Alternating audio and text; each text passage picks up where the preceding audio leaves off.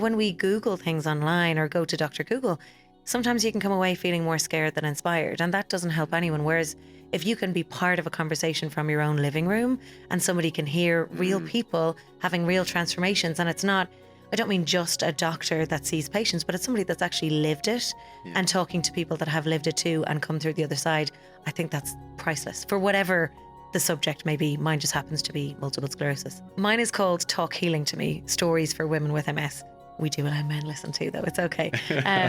And so it's really bringing all aspects of healing into a conversation, because the understanding that I get, or the understanding that I had, I'll say, rather than anybody else, about healing was food and exercise.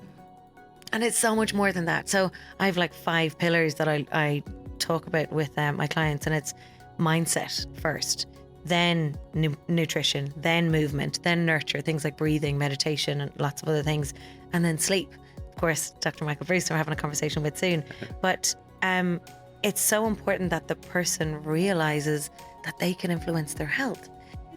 Launching the podcast has been so cathartic, because I've been definitely playing small with what I'm doing, because, you know, my clients come in and all of the work that I do is referral. So I've never had to put myself out there, so to speak. You know, I've never advertised or anything like that. And doing the podcast is a whole other level of vulnerability.